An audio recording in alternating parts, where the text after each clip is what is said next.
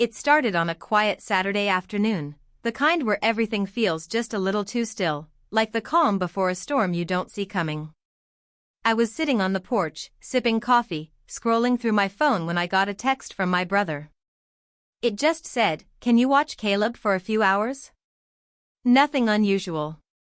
Caleb, his son, is 11, quiet, polite, always lost in his own little world. Of course, I said yes. About an hour later, they pulled up. My brother gave me a quick nod, said he'd be back by evening, and drove off. Caleb stood there on the steps, backpack slung over one shoulder, eyes hidden under the brim of his hoodie. I waved, expecting him to say something like he usually does, something about a new video game or some weird animal fact, but he just nodded, barely looking at me. Something was off. Inside, I tried to keep things casual. Asked if he wanted to play a game, watch something, maybe grab a snack. He shrugged and sat on the couch, not touching his phone, not turning on the TV, just staring ahead like he was waiting for something. That's when I started to feel it. The silence wasn't just awkward. It was heavy. Like he was carrying something. I tried to ignore it at first. Kids have off days. Maybe something happened at school. Maybe he just didn't sleep well. But the longer he sat there, the more it felt like he wanted to say something. His eyes kept flicking over to me and then back down. He opened his mouth once, closed it again. It wasn't normal. I finally sat beside him and said, "Hey, buddy, you okay?" He nodded too quickly. "You sure?" I pressed. That's when he finally spoke. "I need to tell you something," he said quietly, not looking at me. His voice was tight, like the words hurt. My heart sank, but I tried to keep my face calm. "Okay," I said. "Whenever you're ready." There was a long pause. He didn't speak again right away. But his eyes said everything his mouth couldn't. They were full of something I couldn't name at first. Fear, maybe. Sadness. But not just that. It was like he was begging me to understand something he didn't know how to say. Like the words were stuck somewhere deep and tangled. I asked him gently, "Is someone hurting you?" He shook his head, but it didn't feel honest. I asked if he was scared. This time, he didn't respond at all. He just stared at the floor like it might swallow him. I didn't want to push him too hard, but I knew something wasn't right. Kids don't just go silent like that for no reason. We sat there in that stillness for what felt like forever. Finally, he really looked at me, and said, "I think something bad is going to happen." My stomach dropped. His voice cracked on the last word. I asked what he meant, but he went quiet again. His lips pressed together like he regretted even saying that much. I didn't know what to do. I didn't want to scare him, but I also couldn't pretend everything was fine anymore. I texted my brother, asking if everything was okay, but he didn't respond. I glanced at the clock. He was supposed to be back soon. The sun was starting to dip, shadows growing longer across the living room floor.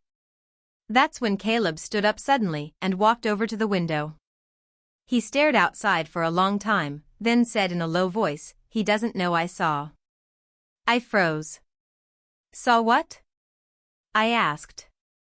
He turned to look at me, and his eyes, those eyes that had been holding back so much, finally let it out. But before he could answer, we both heard something at the door. A slow knock. Not loud, not rushed. Just steady. Deliberate. And that's when everything changed. The knock came again. Slower this time, like whoever was on the other side wasn't in any kind of rush. Caleb stepped back from the window, his face pale, lips slightly parted. I stood up quickly, motioning for him to stay where he was.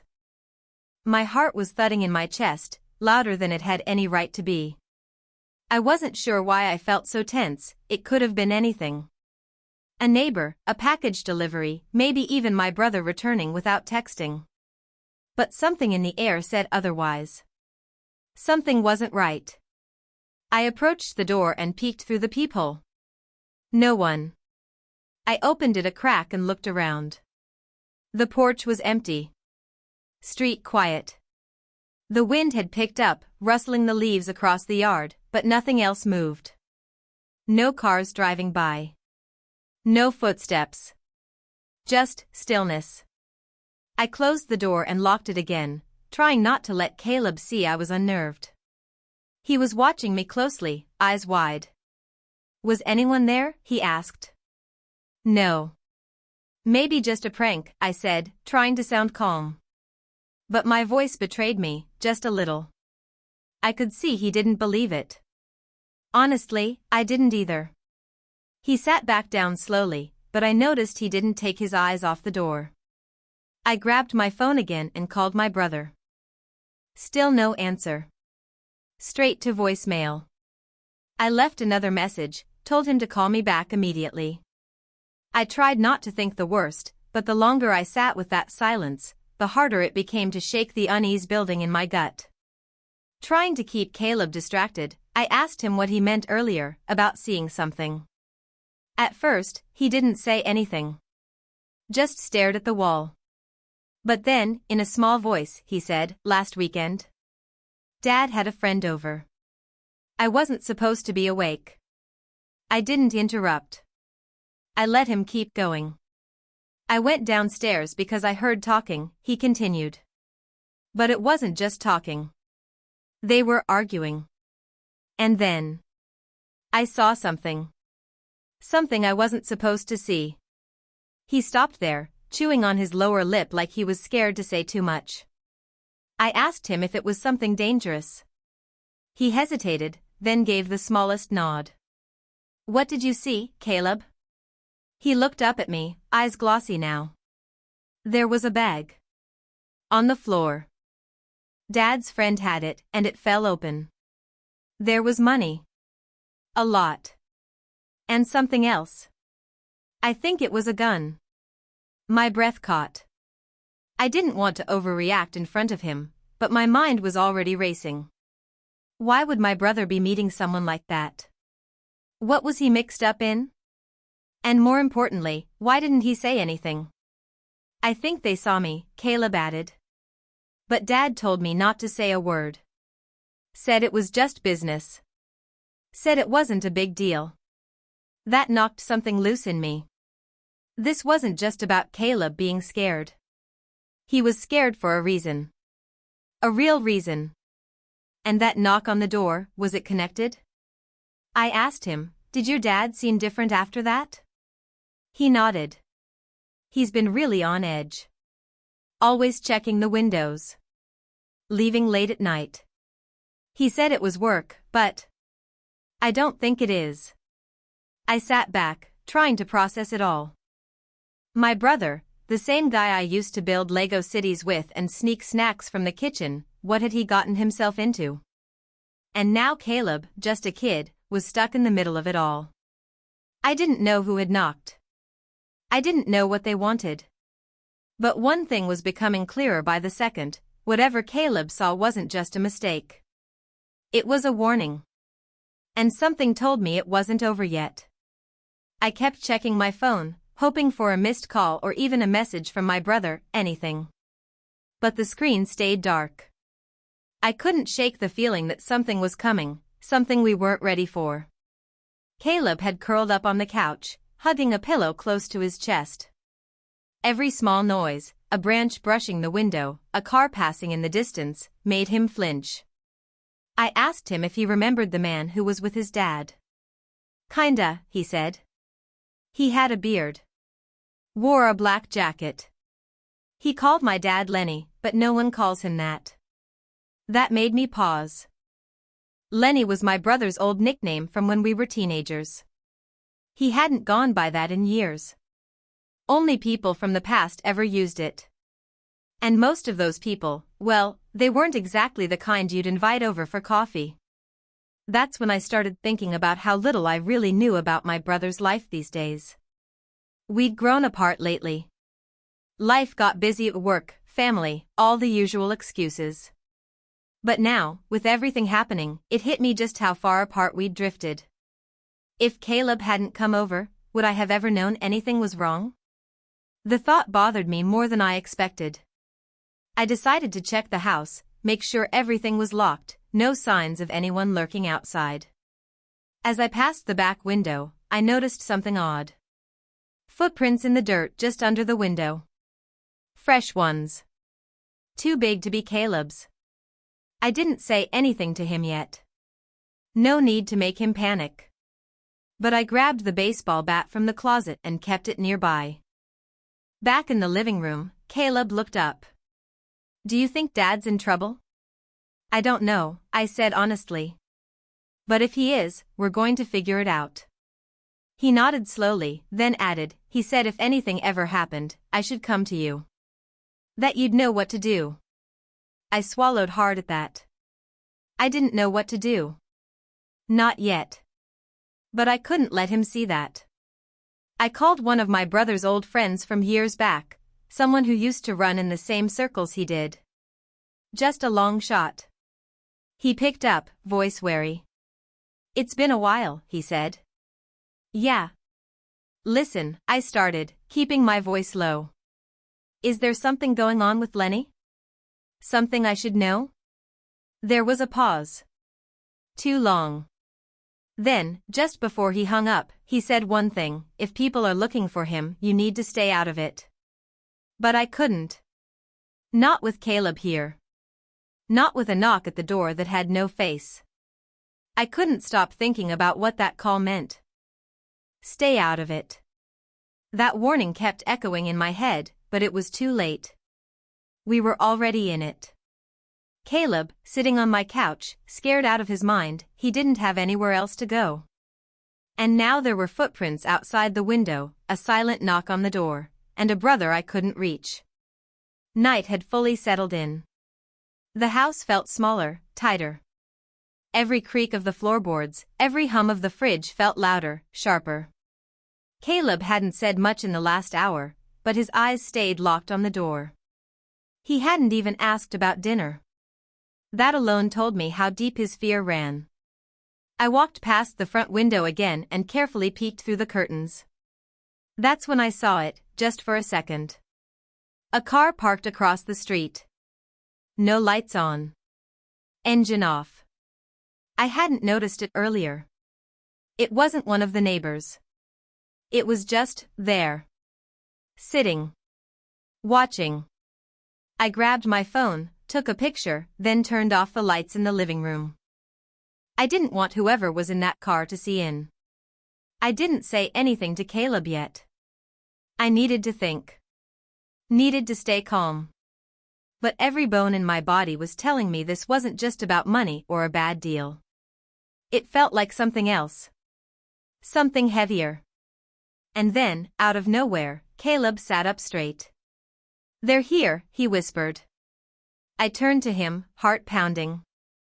"What do you mean?" He looked at me, and there was no doubt in his voice now. "That's his car. That's the one the man was driving the night I saw the bag." Before I could even respond, the doorbell rang. Once. Then again. Slow. Like they weren't afraid of being seen. Like they wanted us to know they were there. And somewhere behind all that fear, one question burned through me: what had my brother done, and how far would these people go to keep it quiet? I motioned for Caleb to stay low and backed toward the hallway, gripping the baseball bat tight in one hand, my phone in the other. The doorbell rang again. Whoever it was, if it was the same man, wasn't planning on leaving quietly. I was about to call the police when my phone buzzed. Unknown number. I almost ignored it, but something told me to answer. A deep voice came through, calm and slow. "Open the door. We just want to talk." I didn't say a word. "We know the boy's there," the voice continued. "He saw something. We need to clear that up." I hung up. Before I could even process what I'd heard, my phone buzzed again, this time, a text. One photo. It was my brother. In the passenger seat of a car. Face bloodied, hands tied. I staggered back a step. My stomach twisted. Caleb saw my face change and sat up. "What happened?" he asked. I couldn't answer. Another text followed. "He's fine. But we need to speak. Now. Or he won't be." I showed Caleb the photo. He gasped but didn't cry. He just stared, jaw tight. "It's them," he whispered. "They said he owed something. That if he didn't pay, they'd come for me." And just like that, the story flipped. All this time I thought Caleb was just a witness. A scared kid caught in something over his head. But now I saw the truth, they were using him as leverage. My brother wasn't just running from something. He was trying to protect his son. And now they were here. My phone buzzed again. "You have 10 minutes. I looked at the door, then at Caleb. My hands were shaking. There was no more time to wait. The real question now was, do I protect Caleb and risk my brother's life, or open that door and let in whatever danger waited on the other side? I looked at Caleb one last time, then slowly stepped toward the door. I didn't open it. Instead, I shouted, "I want proof he's alive, now." There was a pause, then a voice from outside called back. "Open the door. He's in the car. You can see for yourself." I cracked the curtain just enough to peek. And there he was, my brother, sitting in the car, bruised but moving. He looked up at the window like he knew I was watching. I took a deep breath and opened the door, stepping outside with my phone in hand, already recording. "Let the boy go," the man said, stepping forward from the shadows. He was taller than I expected, with a hard stare that didn't blink. "We don't want trouble. We just want the bag." My chest tightened. "Bag? What bag?" He smirked. "Don't play dumb. Lenny hid it. We know the kid saw where." Behind me, Caleb's voice rang out, clear and shaking. "It's not here." I turned to see him standing just behind the doorway. "Where is it?" the man asked. Caleb looked straight at him. "Dad burned it." The man's eyes narrowed. He wouldn't. But I could see it in his face. Doubt. Just enough hesitation. Then a second car pulled up fast. Tires screeched. Doors flung open. Flashing lights. Cops. I turned to Caleb, stunned. He whispered, "I texted them." I took a picture of the guy's face when he knocked. The men tried to run, but it was too late. Officers swarmed in. We were safe. Or so I thought, until I got another message. No name. No number. The bag wasn't the only thing he hid. And just like that, it wasn't over.